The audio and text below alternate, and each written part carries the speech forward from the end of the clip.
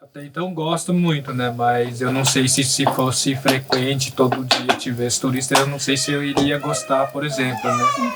Iria perder um pouco da minha vida pessoal, vida da comunidade, vida na família, né? A gente tem que ter uma dedicação para atender esse turismo, né? Então, de uma forma equilibrada dá para viver e também a gente gosta de fazer e é importante, né? Tanto para Juruáquere que não conhece, o que já conhece, né? Para fortalecer, para mostrar um pouco da nossa realidade para que seja mais respeitado lá fora, né? Então a gente vê esse trabalho de formiguinha que é importante para a gente, né? Que é uma importância que está vinculado com essa questão do turismo, né? Então é uma disputa também, por exemplo, na região tem várias outros lugares que fazem o turismo, né? Mas que eu acho que a gente não está sendo como um empreendedor, por exemplo, né, de pensar como uma agência de turismo, né, mas sim uma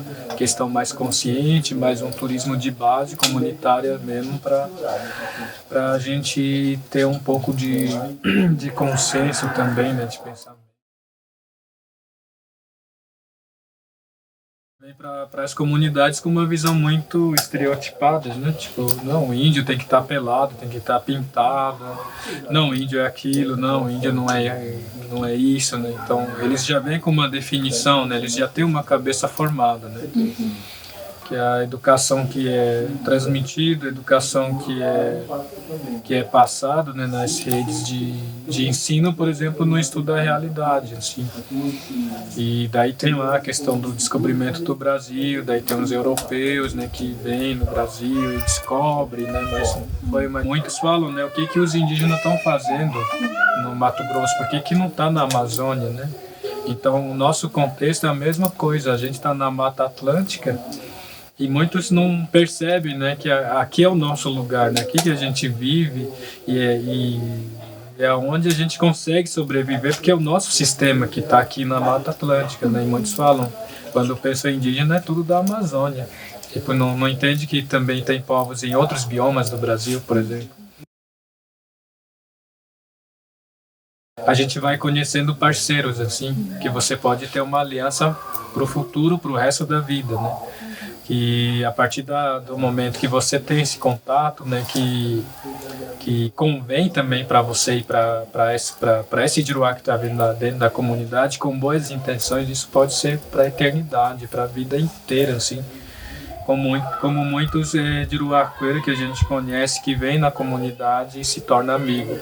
Isso também tem várias ideias e pensamentos para visitar uma comunidade indígena. Um é sobre a cultura, outro é sobre a religião, outro sobre uma pesquisa e outros querem saber mesmo que a sobrevivência para também repensar os conceitos de vidas, por exemplo, né? Então é um momento onde tem esse contato e que elas se ligam e que fortalece um ou outro, né? Fala, não. Eu acho que assim, a cultura do Juruá ela é muito agressiva para todos os povos. Como eu falei, eu estava em um intercâmbio internacional sobre a diversidade cultural, né, em Londres. E lá o que eles sofrem na Índia, em qualquer lugar do mundo onde tem população tradicional ou indígena, o que a gente sofre é que eles sofrem lá. Que é essa cultura ocidental que é muito agressiva, né? É um sistema que quer ser imposto de qualquer jeito. Você tem que ser incorporado a esse sistema, porque sem ela você não vive. E a gente luta aqui para ter pelo menos um equilíbrio. Se esse sistema a gente não consegue sair, vamos ter um equilíbrio de vida, de pensamentos que respeite também o nosso ser. O ser o maior que o outro, né? Porque no nosso ensinamento guarani, a gente tem o ensinamento de ver Jora Mimemei. Jora Mimemei é você se ver como outro, como você. Não muito mais alto, não muito mais baixo. E você ter a humildade na sua vida para você ter um bom viver. Nossa, mas o meu maior medo é esse sistema, essa cultura ocidental, destruir tudo. Destruir as culturas, destruir tudo, assim, né, no sentido de não valorizar esse outro jeito de ser. O povo Guarani é um povo que canta muito, né? A gente canta. É um povo que tem muita música, instrumento, né? A gente tem os instrumentos. E um povo que se expressa através da música também.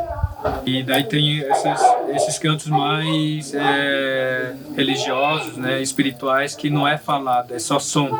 É combinação de instrumento com a voz do homem e da mulher, junto com as crianças. E daí tem várias, tem situações que a gente canta para o nosso filho, para a nossa filha dormir, por exemplo, a gente canta. E tem os tiramões mais velhos que cantam quando acordam, alegre, né? Então daí a gente está dormindo, daí ele canta, daí acorda, né? Por exemplo. Tem poucos tiramões que fazem isso, né? Mas tem ainda, né? Eles cantam muito, assim, bem alto ainda, 5 horas da manhã. Ele vai cantando pela aldeia, né? Daí todo mundo acorda, né? Com o canto dele. Então, a mobilidade guarani está presente desde os dias antigos até os dias de hoje. Né? A gente tem muitas trocas assim, entre o povo. Né? Por exemplo, aqui na nossa comunidade é uma aldeia referência para todas as coisas, tanto negativa e positiva, né? Porque a gente é uma comunidade muito grande, né? Com 2.000 Guarani, acho que é uma das maiores aqui do Brasil, do povo Guarani. Né? Então, essa mobilidade, assim, ela, pra gente não tem fronteira, não tem limites, né, como município, estado, né, então a gente hoje tem que lidar com várias realidades também, né, como, por exemplo, a parte do sistema político, né, hoje a questão estadual, federal, municipal, enfim, propriedade privada, né, então a gente vê que às vezes a gente fica sem saída quando a gente pensa no nosso conceito, né, de pensamento sobre o território, né. Então tudo isso hoje a gente lidar, né, de várias formas, né? A gente pratica muito ainda, né? Por exemplo, a gente vai de aldeias para aldeias, né, assim, buscando se fortalecer espiritualmente, né? Numa aldeia mais isolada, por exemplo, a gente vai, depois a gente traz eles, depois, enfim, a gente faz uma troca, né, também dessa questão. E a mobilidade também é natural, porque a gente tem família lá no Rio Grande do Sul, né? Então a gente vai para lá, eles vêm, né? Sempre está em contato, assim, né? Em São Paulo, assim, a gente não consegue ficar. Eu, por exemplo, desde criança moro aqui, vivo aqui, mas se eu fico 2 dias já fico meio doido, assim, porque tem que voltar de novo. E é uma sensação assim, quando a gente está na cidade, dá uma revolta muito grande.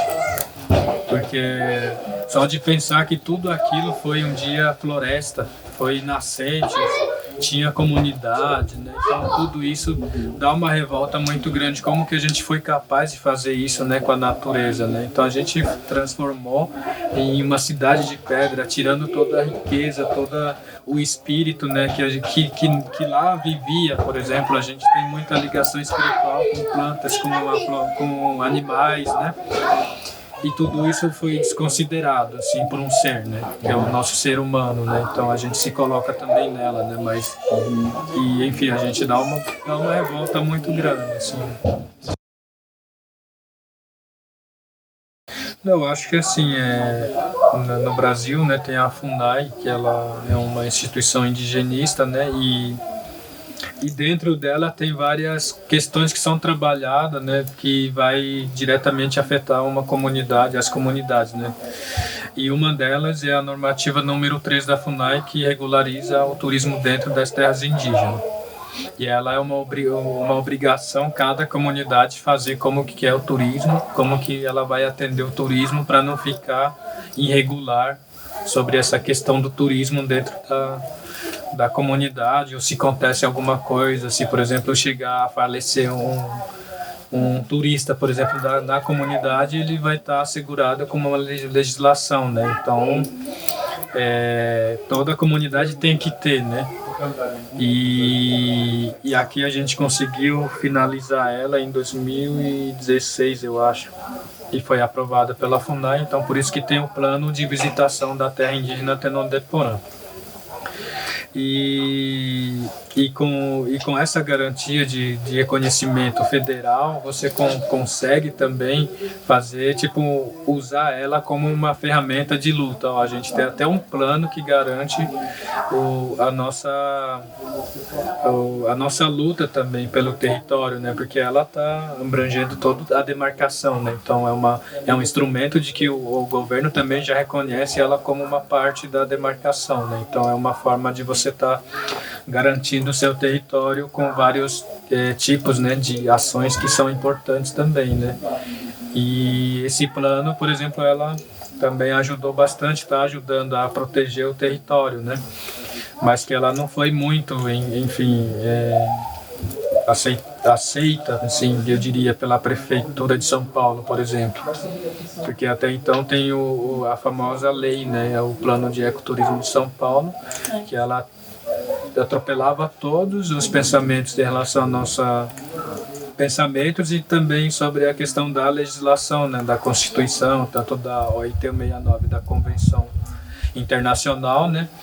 Eles não respeitavam nada, não consultavam as comunidades e muitas atividades, atrações turísticas estavam dentro da terra indígena e nem por isso chamou a comunidade para conversar como que a gente via, o que a gente pensava, né, sobre em relação ao ter o turismo dentro da comunidade.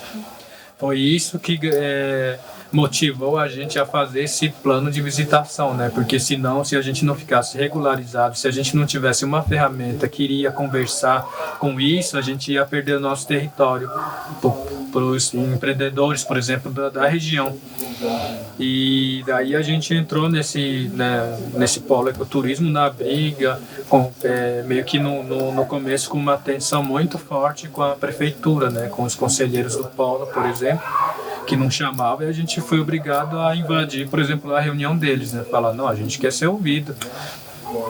E desde então, dessa primeira iniciativa, a gente falou, não, a gente vai construir, a gente está pensando em fazer o plano de visitação e todas as diretrizes que vai ser direcionado para as comunidades indígenas vai ser o plano de visitação.